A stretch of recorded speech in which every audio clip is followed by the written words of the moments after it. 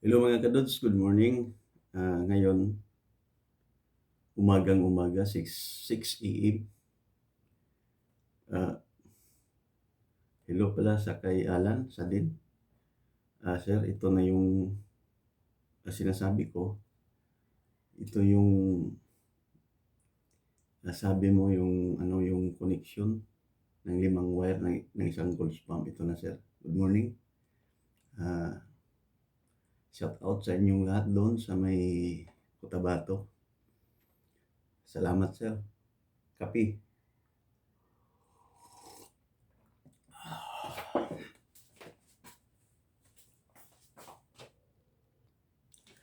Hello sir, ito na yung ating gagawin ngayon.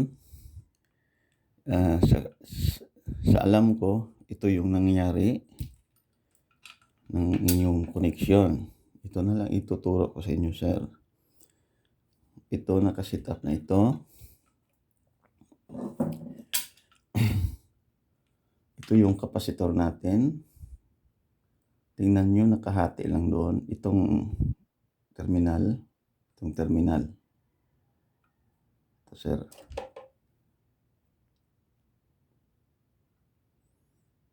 Okay. Ang sabi mo sa akin, ituturo ko sa iyo yung 5 wires nanggaling dito sa ating motor sa ilalim, sa stator. Ito sir, itong yellow na ito, nanggaling ito sa ilalim. At saka ang yellow, naputol na. Itong yellow na ito, dito nanggaling sa ating overload. Ibig sabihin, dalawang yellow dito sa ating kapasitor. Okay. At ang sa kabila ng ating kapasitor, sir, is red. Nanggaling dito sa ating switch. Okay. Tanggalin natin yung switch natin.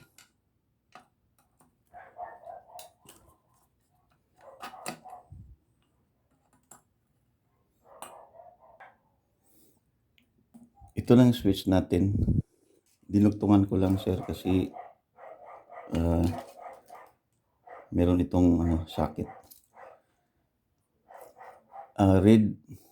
Ang ating wire ngayon is color coding. Yung original natin ng volts. Kasi alam ko, yung sinasabi mo sir, original yon ang sinasabi mo. Ang gagawin natin ngayon sir, wag na lang natin isipin yung 110 to 20 na ang ating gagawin ngayon. Ito nakikita mo itong switch, dalawang wire dito. Itong wire na ito, nanggaling sa ilalim nating motor. Ito yung starting. Okay. Ganito sir. Red. Pag dito sa ating switch, centrifugal, dalawang red.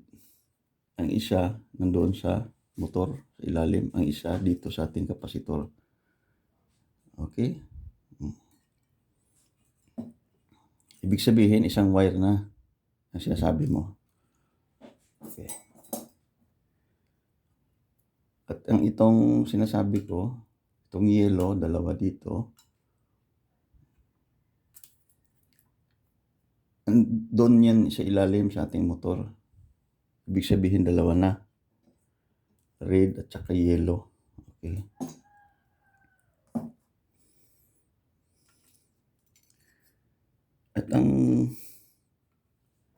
At ang yung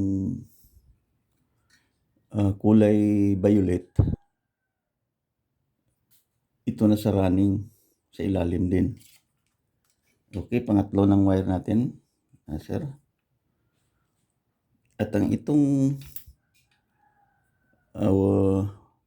white sa ilalim din ito. Sa running nang galing. Okay. Apat na wire lahat. At ikalimang wire itong red, black sa ilalim din. Itong wire na ito, nakakunik na yung starting at saka running. Nakakunik na yan sa original doon sa ilalim. Ikalima na yung black. Okay, ulitin ko sir. Itong red dito sa ating switch. Okay. Ang isang red papunta ng motor, ilalim, isa. Kasi yung sa iyo niyan, dalawang red, isang white, isang violet, isang black, at ang isang yellow. 5 na sila. Okay, lahat. Ganito na yan. Ulit na naman. Ganito. Okay. Ang isang yellow, dito siya nakalagay sa overload. Ang isang yellow, doon sa ating motor, sa ilalim. Ibig sabihin, yellow, red, dalawang red, yellow at saka red sa ilalim sa motor. White, violet, saka black. 5 na lahat. Okay, sir. Yung violet natin, sir, is itong line natin. Line 1. Okay. Wala na siya na lang magsasama dito sa ating terminal board. Siya lang ang mag-isa. Itong violet, line 1.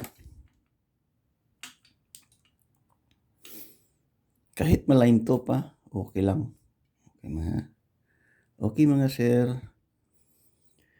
At ang itong black, yun ang line 2. Okay, wala na siyang kasama. Dito lang ilagay. O kaya kung wala na kayo dito, siyempre alam naman ninyo, ito yung line. Line 1, line 2. Ang line 1, violet. Ang line 2 is black. Bawat isa walang kasama. Ito ang ilagay natin sa ating power. Okay. At ang itong white na ito, ang kasama nito, yung yellow. Itong white, doon sa ilalim. Itong yellow, ang kasama niya. Okay. Kasi yung gagawin natin, yung original lang, sinunod na lang natin. Okay. Tingnan ninyo, mga sir. Sir Alan. Ito, yellow. Dito siya nanggaling sa ating overload. Yung thermostat overload. Ito sa ilalim. Okay, ibig sabihin doon siya sa ilalim, ganun ang sistema. Okay. Ilalim. At yung white, dito siya nagkakupol. Dito sa ating overload. Kahit ikupol na lang yung dalawa, ganun. Bypass naman lang ito mga ka-Dodge, sir. Yung bypass lang ito. Isang line lang dumadaan dito. Dalawa nito kasi pag 110, nilagyan na ito para makunik yung 110. Hindi na tayo mag-iisip ng 110 kasi 220 naman ang ating hinahanap. Okay? Magkakupol yan ha. Dito. Ibig sabihin, dito ang yellow, magkasama nito. Dito na nakunik sa capacitor. Okay, ganun lang. Kahit wala na kayong nito, yung ampibra, ikupol lang ninyo, ganun. Kahit wala naman nito, pwede naman nyo ikupol direct ito. dito sa white. Tulad sinabi ko, yung common natin dito wala nang kasama sa white ha. Dito na lang ang kasama niya doon sa ating overload. Okay na? Sir? Ang black, line 2, walang kasama. Okay. Ang white, doon siya kasama sa ating overload. Kaya coupon mo lang dalawa dito at saka white. At ang yellow nanggaling dito sa ating overload papunta ng kapasitor, starting kapasitor. Dalawang yellow magsasama dito sa ating kapasitor. Tingnan lang ninyo yung kapasitor natin nakahati. Ibig sabihin itong line sa kabila, itong line sa kabila. Baka magkasalubong pagkabit niyo. Tingnan na lang ninyo, sir. May na sa gitna. Ganon. Okay. Isang yellow magkasama sa isang kapasitor. Ulit na naman tayo. Kape muna.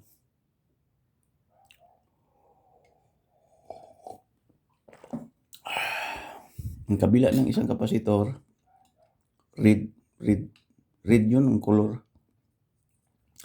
Dito yun pupunta sa ating switch. Sa kabila naman switch natin, red din. Itong wire nang galing doon sa ilalim sa ating motor. Okay. Ang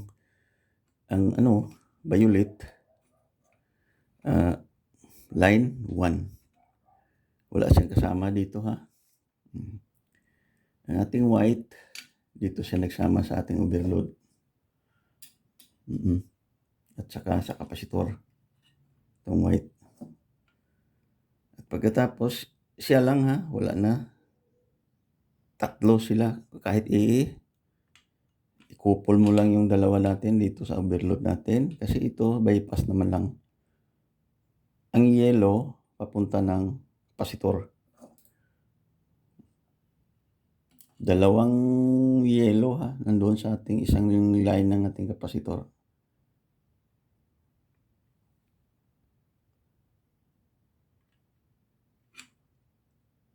Iyan. Kailangan ganun. Baka dito kayo magkabit dito sa yellow ganun, nakahati lang dito. Okay? Ang black natin is line 2. Wala nang kasama, siya lang. Okay, sir Alan. Maraming salamat. Ipakita ko sa inyo paano tayo isulat ko na lang para hindi mo makalimutan. Ganito. Okay?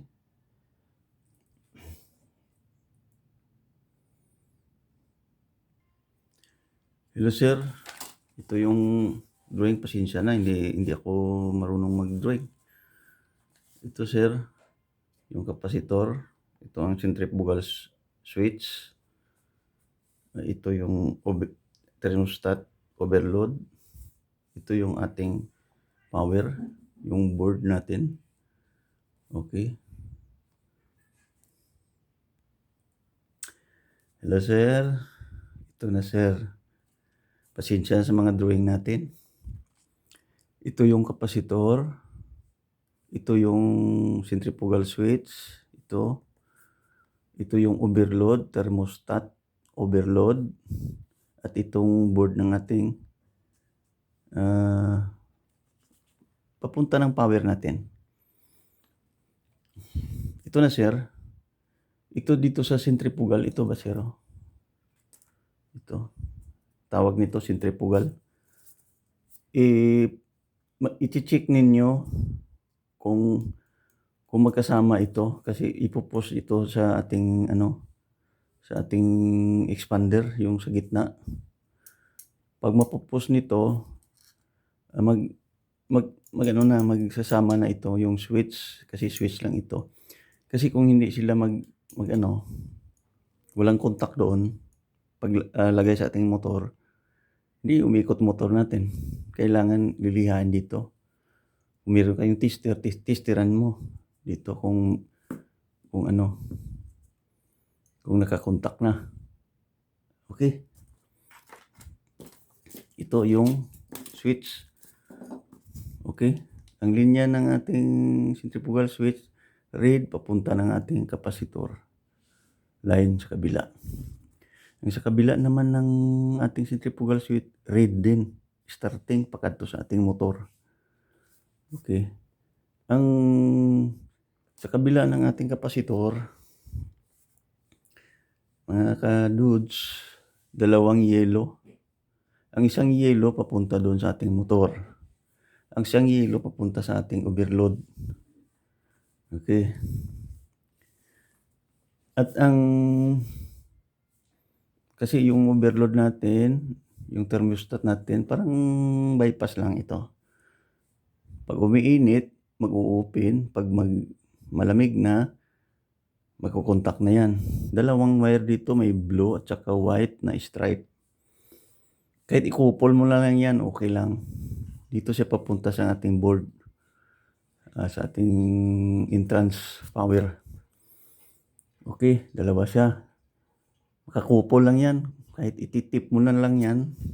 No? At pagkatapos, yung white na wire nanggaling sa motor, dito siya sumama. Okay. Pagkatapos, yung violet wire, line 1, nanggaling sa motor, line 1. Wala na siyang kasama, violet wire lang. Okay. At ang black na ito, line 2. Wala naman din siyang kasama, katulad ng kabila, line 1. Dito. Black na wire. Okay? Nakikita ninyo, bilangin natin yung wire na galing sa motor. 1, 2, 3, 4, 5. Ibig sabihin, yung tanong mo is 5. Ganito. Okay, sir? Pag hindi kayo malinaw, i-comment lang niyo, sir. Problema.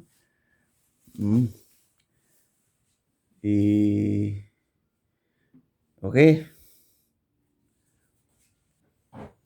Hello, sir. Ang tip ko lang, naayos na niyo dito lahat. Kailangan safe yung wire sa gitna. Dito sa gitna. May expander dito. Yung nag-i-expand. Yung tumutulak dito sa ating switch. Ito, sir.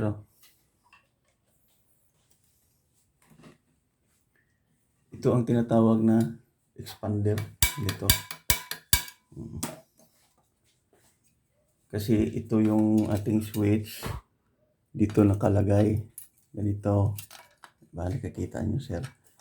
Ipopost niya ito. Ipopost niya ito. Dito. Yun, yung expander. Kailangan madikit. Hindi pa siya mag-andar. Madikit yung contact point dito. Madikit yung contact point dito. Pag hindi siya dumidikit at saka walang contact, hindi mag-iikot itong motor. Kasi ito yung nagpo-post ng ating starting. Pag umiikot ng motor, ito, mag-i-expand ito. Ganun. Pag patayin natin yung motor, bumabalik siya.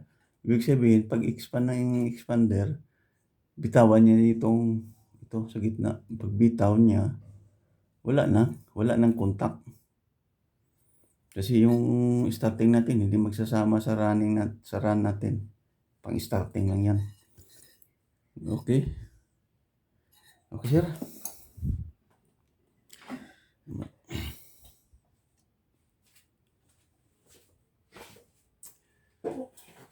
Okay, salamat mga kadods. Sir Alan, maraming salamat. Don't forget to subscribe. Shout out sa lahat ng taga Cotabato. Bye-bye.